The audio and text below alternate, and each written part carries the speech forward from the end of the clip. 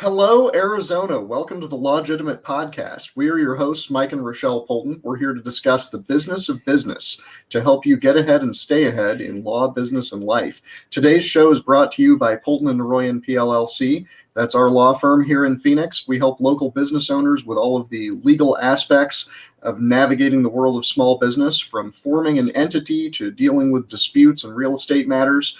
You can find us online at www.pnlaw.pro or give us a call at 602-427-5613. So today's show is defining success, milestones versus endpoints. What do we mean by that, Rochelle? What's the difference here? What are milestones? What are endpoints? And why are they not the same thing? In business, you have a lot of goals that you may want to achieve as a business owner. And knowing where you are in the process to achieving that goal is a milestone. So everyone's got certain types of milestones that they want to hit and are on their path to success. And an endpoint is going to be where the business ends. All businesses must come to an end, especially if you're the sole proprietor or single member LLC. Are you going to sell? Are you going to retire? Is the business going to close? That is the endpoint, and you are in control of all of it. So today we really want to talk about defining success. What are important milestones for business owners, and why exit planning or exit strategy is really, really important. Now, on our last episode, we also talked about defining success. That was the first of our Defining Success series. We had on as a guest Al Loveland with consulting firm Strabo. And in talking to him about defining success in small business, he really emphasized milestones. He was a milestone-oriented person, talking about how laying out a plan, forecasting how your business should be able to perform, and then executing on a strategy to achieve those milestone goals, certain levels of KPIs, certain performance indicators at certain times. That should be a definition of success. Implicitly, I think, was his positioning on that. And I agree with that. And I think it's very important for small business owners to use that type of a mindset, setting milestones and working to achieve them and feeling successful and defining that as success. But that's not often how small business owners look at things when they start out, especially if they're new to business ownership. Often people look at big picture personal goals that they want to achieve, like achieving a certain amount of passive income or a certain net worth, or in some cases, people want to serve a certain number of customers or have a business that looks and feels big. And that's how they define success for themselves. And those are fine approaches initially, and those are really sort of personal motivations for getting into business and achieving in business. But when it comes to defining success, definitionally, you have to put a much finer point on it. Because you need to measure it. Yeah, you need to measure it. Measuring success in business is really hard, and there's a lot of touchy-feely that goes into it. It's a big deal that you're your own boss and you get to control your time and you get to do what you want to do, blah, blah, blah. That's great. But when it comes down to it, you need to be able to actually measure success. And that usually entails dealing with the financials. Those are numbers and they do not lie. So usually you have some kind of sales goal, a certain number of customers goal, how you're going to interact with your customers, what their experience is, and how do you measure something like that? You have them take surveys. You've got to come up with metrics. If you can't measure it, it isn't real. So if you're relying on things that are touchy-feely, if you just want a business that feels big, if you want to feel rich, surprise, you're probably never going to reach those goals, because those are just personal opinions and emotions, not metrics that you can work towards on a step-by-step basis. And that's really, I think, one of the hard parts. If you had the goal of walking on foot from Phoenix to New York City, as a handful of people have done, or LA to New York City, you're not just going to set the goal of getting to New York City on foot. You're going to be making sure that you hit certain cities along the way. If you don't have a map and you don't have intermediate goals, you've got to get to Kansas City first. You've got to make your way through Pennsylvania. Whatever it is that you're going to do on your path to get there, if you're not measuring those intermediary points and checking those off as you hit them and making sure that you're hitting them on schedule and ending up where you need to end up so that you reach your ultimate goal of getting to New York City on foot, then you're never going to get to New York City on foot. You may end up in California. Yes. I mean, it's really easy in business to start down a path and then forget that there are signposts and milestones along the way to make sure that you're actually on track for reaching those goals. So usually when you've got like a law firm, for example, you know, you have certain things that you need to do. You may have worked at a different company before and you were great at helping them grow their business. You were great at bringing in business. You were great at management. You were great with the staff. You were great. And then all of a sudden one day it hits you that you could do this yourself. That's how most business owners get started, is they were working for somebody else and they realized that they could make more money if they were going to do it on their own. And we also talked about that in the other show of how a number two becomes a number one. And that's usually how it happens. The entrepreneurial bug hits and you can't get it out of your head and you're going to start your own business. Well, the problem is now you do everything and you don't have a number two and you don't have organizational infrastructure. You don't have a marketing department. You are all of those things, including HR, insurance, and accounting. So making sure that as a business owner, you recognize that you are wearing so many more hats than you were as the employee doing it is like critical for success. And you can start defining milestones based on like important things, you know, hiring employees. When you have enough revenue and enough business to support hiring an in-house sales staff, an in-house marketing person full-time, those are important milestones. And we talked a little bit with Al in our prior show about whether to hire early as soon as you can possibly do it or to wait until you just can't stand it anymore and you have to hire. And he said, you can't generalize that. It's all a case-by-case basis. And I agree with that absolutely. In some instances, you may want to be hiring people to fill slots and get yourself out of your own business's workflow as early as you possibly can, even if it's stressful to pay the salaries. In other instances, you may want to do everything yourself as late as you possibly can until you just can't handle the work anymore before you bring in subordinates to do that for you. Either way, you're going to need to define that strategy based on what your milestones are and based on the endpoint that you're headed towards. What is your New York City? What does that mean to you?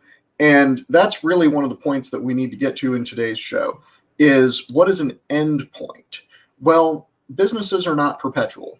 Only a tiny handful of businesses last a long time. Most businesses have fairly short lifespans. If we go past the ones that don't make it through their first year or two, and we get into businesses that have successfully become established and grown, typically they still don't last more than several years to a few decades at the longest, less than one person's lifespan, certainly. And there are a lot of reasons for that, but fundamentally, business is constantly changing. The environment in which a business exists constantly changes. And so there is no such thing as a static business that's stable in the long run. The only way to maintain stability in the long run is to be constantly changing. It's like standing on top of a bucking bronco. You know, you can't stand in one place. You've got to move with it. And if you're not moving with it, you're going to fall off and that business is not going to last. So you've got to consider when you start how this is going to end up. Are you going to stand on that Bronco forever? Are you expecting your children to get on there and ride it for you? And how many generations is that going to last? Or do you have a short-term strategy where you intend to build a business that has market value as a business and sell it quickly? Do you want an exit in a few years? Do you want to build something from the ground up that is attractive to purchase, either for an individual who is looking for a small business to acquire, something like a restaurant, a car wash, lots of different types of businesses are very saleable if you do it right. Or are you looking to build something that will be attractive to private equity, to roll up into a larger group and perhaps even become part of a large public company at some point? A much more challenging route, but much more profitable if you succeed at it. And these are things that capable entrepreneurs consider from the very start. The exit strategy is a part of it. And maybe the exit strategy is that you do intend to pass it on to your children. If that's the case, you need to be facilitating that transition from the beginning. And you got to be sensitive to the fact that your children may not really be as on board with that plan as you would like them to be. And they may not even be well suited to it. You got to look at the realities rather than desires when considering those endpoints, and have contingency strategies in place so that you don't end up just closing. You don't end up at the end of your career needing to get out of your business, not wanting to do it anymore, even though it's profitable, and having no way to extract value from the thing that you've built and put so many years into, because you've gotten it into a position where you're the only person it's worth anything to. It makes money in your hands, but it can't be sold to anyone else, and it can't be passed on. And as a business attorney, I see that pretty often. I see that a lot, where people have built something that's successful in their hands, but they can't extract value from it later in their life or at the end of its lifespan, because there wasn't an end point in mind from the beginning. It's really important that when you're in business and you're starting to think about what this actually looks like in 5 or 10 years, especially if maybe you've retired and you're doing real estate. Even real estate businesses have a goal. It's you're the agent, you're the one doing the transactions. Well, do you want to do that forever? Are you trying to build a team? What exactly is your goal here? You've built this giant book of business. Are you really just going to close it up and do nothing at the end of the day? So a lot of people end up kind of in that position, and the purpose of having a business law attorney is to help guide you through the process. Like, what is your exit strategy? Does your estate plan account for your business? What have you done to take the steps to make sure that your business survives in the event that something happens to you? You just want to make sure that you just take a moment and think about, what is your endpoint? What really is your goal? Do you want to sell your business? Do you want to keep it going forever? Do you want to sell it to an employee? Do you want to sell it to a family member? Is it going to fund your retirement? What exactly is your goal in your business? And taking a few minutes to just really think about that is important. And you're allowed to do it because you're the business owner and no one's going to do it for you. Absolutely. And if those goals are financial, if you're looking at financial milestones in terms of your income or your net worth, you got to consider that there are multiple ways to achieve that in business. You can achieve financial goals through income, cash flow from your business, but that's not necessarily the best way or the most effective way to get rich in business. And in fact, I think it's probably quite fair to say that that is not the way it usually happens. People who make a lot of money in business usually don't make their money in the form of cash flow net profits from a business that they own and operate. Instead, they make their money in equity value. They make their money either in appreciation of real estate or in appreciation driving increase in asset value in a company that they own. And of course, the only way to extract that effectively is to sell that company or sell an interest in that company. And that means either an offering of stock to other investors who will purchase some of your interest from you, or selling the company outright, either to another individual owner or to an investment group that wants to acquire that company. And that means that what you are really building, and the way that you need to think about your company, is that you are not building the thing you sell, the product or the service that you're providing to customers. That's not what you're building. That's a prerequisite. What you're really building is the organization that delivers it. And you need to build something that people will see as being rapidly scalable beyond its current size, because that's where the real value is. The real value is in having a vision for how this company can easily continue meeting its milestones and go headed down the same track to achieve much greater things in someone else's hands, and then selling it to that other person for a bunch of money. That's how you make a bunch of money. So if those are your types of goals, you got to think strategically to reach those endpoints and set your milestones appropriately and be looking at the right metrics along the way so that you can get to the endpoint that you want to get to. All great points.